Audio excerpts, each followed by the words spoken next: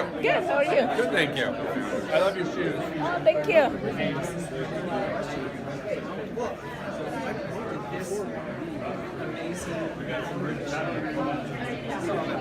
So we're a nonprofit. Everything is interested by student advances.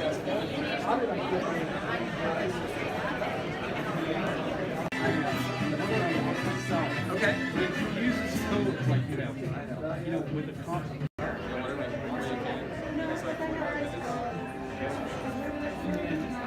Final videos you're going to get is when you become vulnerable on camera. So talking about certain things that. So who works in marketing here? Digital, traditional, etc., etc. Okay. So really I feel that's where my strengths are, and that's really what I want to talk about today. So my name is John Dye. I work for Bonneville Communications. Raise your hands if you've heard of Bonneville Communications. Emily, go ahead and stand up. Emily. And excuse me. Then we have Twitter, which Twitter I don't want to get into too much because I do feel like with Twitter it's so fast paced and like again limited. Not so much that we have limited time, but let's put our time into what's like really working and we're getting the most ROI from.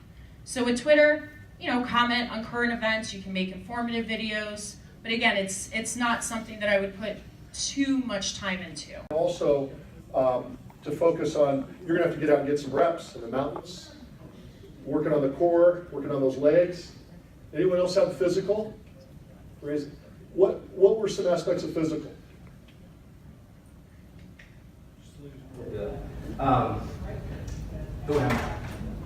I'll take you back to a moment where I got into a plane and I was with my dad and I was heading to Peru to do some service as on a mission. And my dad said to me, the last things I heard from him was, be yourself. And there was kind of a follow-up to that, which is be your best self. And I remember as I got into the plane, just reflecting on that. But it wasn't until, you know, fast forward a year from then, when I heard the news that my dad had a stroke and he was gone from this earth. And so it was a hard moment for me, where I had a time to reflect.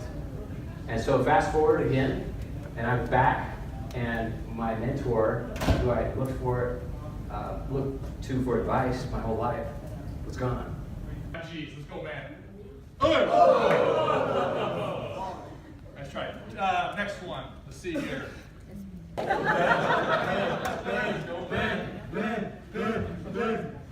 of the BSC kid did it already.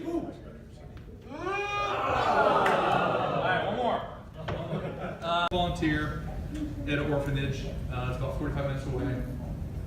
We started giving money away, and they would take it or steal it or be corrupt with it. Found out that there's 600,000 orphans in Russia. When you're an orphan, you're typically... And not only Dell, but Walt Disney World, and then a company that I can't even name because they're so secretive. If you know Fruits, maybe that would be really great.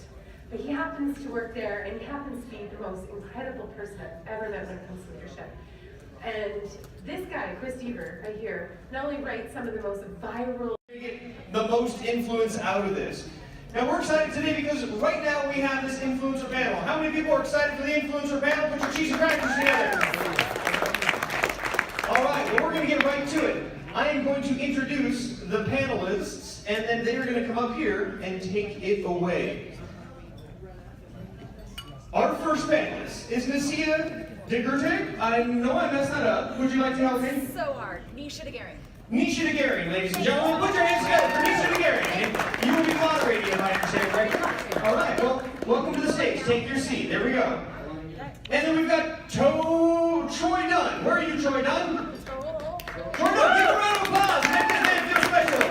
All right, he's a media TV expert and producer. Then we've got Eliza Garn. Eliza. Yeah, Alicia. Hey, you know what? But I listen to this guy named James Lawrence, and I just keep trying. Okay, I keep messing up the names like it's a triathlon, and I'm freezing up. Right? Instead of my leg not working, my vocal cords might not, but that's okay. Perfect 1 inch at a time. All right, then Jill Wesley. Did I get that right? See, don't give up. And then we've got Devin Thorpe. Devon or Devin?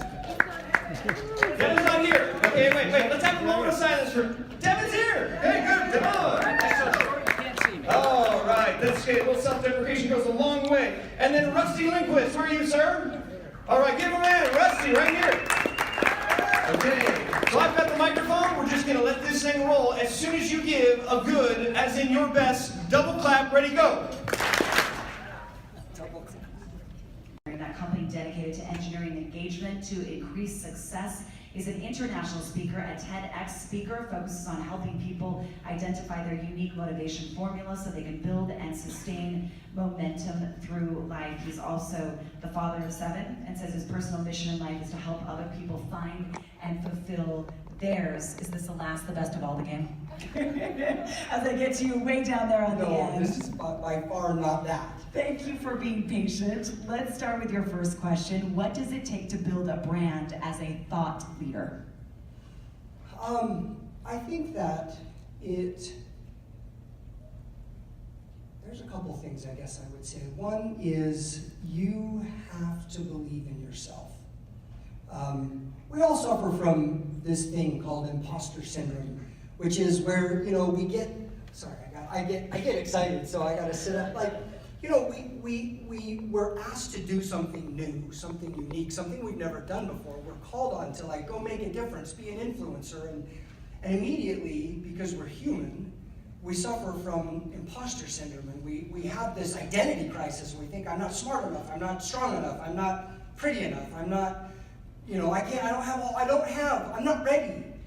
And I think, when we think of ourselves and we think of our responsibility, because I believe each of us has a responsibility to be an influencer, we often think, we're not ready. And so it's always on the other side of today. And so we always think, well, I'm going to do this and this and this, and then I'm going to go and take my responsibility as an influencer seriously. And we have to get over that imposter syndrome, because guess what? Everybody feels it. Everybody feels that imposter syndrome. Everybody feels that they're not ready, they're not good enough, like they just want more time to prepare. Stop. Strategist for 25 years, helps entrepreneurs and leaders make impact, get major visibility, and build long-term business and speaking. Head of speaking coaching for TEDx in San Francisco. She's coached at Google, Twitter, Square, LinkedIn, the list goes on and on. So Jill, is speaking, and why is speaking and doing it well one of the best ways to generate business? Speaking is one of the best ways to generate business because people get to experience you in real time. You get to really look into the eyes of someone in the audience. You get a sense of the energy that's flowing back and forth, and nothing, I truly believe nothing replaces that, just to be live with people.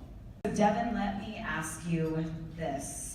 And you gave me a couple questions, and we'll stick with them and go around them a little bit. What are the common misconceptions and problems with your career, with being a Forbes contributor?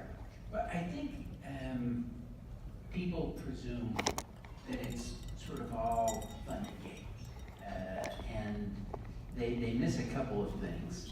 I think they miss how really hard the work is. To write. And of course, there are people who are more brilliant than I am in the world that do it faster. But I spend an average of about 7 hours on one book. Well, this is your forte. You know about developing personal brand. How did you make the decision to intentionally do that? Working in HR for about 10 years, I got really tired of being what I call the toilet of the executive team, which is basically, all right, all the boys in the room have made the decision. HR, we need you to go implement all the things that we need you to get done in order to execute our vision. It's a really frustrating situation when you know that your people are the ones that are driving your business and not having the ability to influence the people that are making the decisions that impact those people. So I left the industry and decided I'm gonna go do sales and marketing for a while, and I went into recruiting, working for an agency, which is where I got my first taste of entrepreneurship, fell in love. Little side note, it's super hard to go back into the corporate world of four walls once you've tasted that freedom. But it was amazing. What I was realizing is there was this hunger of HR wanted to connect with executives, executives wanted to connect with HR. And it went around and around and became this topic about whether or not it was justified and all that. I was horrified by it. So I thought, well, I am gonna throw my weight into this thing. So I wrote an article, posted it on Facebook, and the title of the article, and you can still look it up today, it still gets hundreds of reads an hour, is called 4 Good Reasons for a Man to Hit a Woman. And I'm not gonna tell you anything about the article, you'll have to look it up. Great title. But it's been read 35 million times and shared 305,000 times, and if you go on there right now, there are people arguing, it's 2018, there are people arguing with somebody that posted in 2014 or 2015 or like this conversation about abuse is happening. So I think anybody who has the ability to influence something doesn't have an obligation to, but maybe a moral obligation to use what you've been given. Dayton and I, we needed each other, man. We needed each other to get through that day. We needed Sunny to come out and reach out her hand. We needed that police officer to light the way. That was Dayton's mom in the video. We needed her to come around with us, and then we needed my 2 daughters to run us to the finish line. It took every single one of us to give Dayton. Do, or what is your brand, or what are you all about? This question that is right here says, ask me. I'm going to ask you right now, what are you all about, buddy? So this company is Do Good, Be Kind. We typically just call it apparel with a purpose, and it's kind of a movement to just do more good and be more kind in the world. It was kind of a coincidental startup. We run it out of a bedroom, actually, and when my brother moved out, and yeah, we do school programs. We present places like here. We drove out here from California for this. We presented. Yeah, that's really it. This guy's like, yeah, you know, that's it. I'm just running this out of my house. They're laughing for everybody. Give me a little smile. Yeah. And here's a better map, which is apparently very cool to make it happen. Now, between you and me, don't tell anybody I'm telling you this. Dayton and I, we needed each other, man. We needed each other to get through that day. We needed Sunny to come out and reach out her hand. We needed that police officer to light the way. That was Dayton's mom in the video. We needed her to come around with us, and then we needed my 2 daughters to run us to the finish line. It took every single one of us to give Dayton.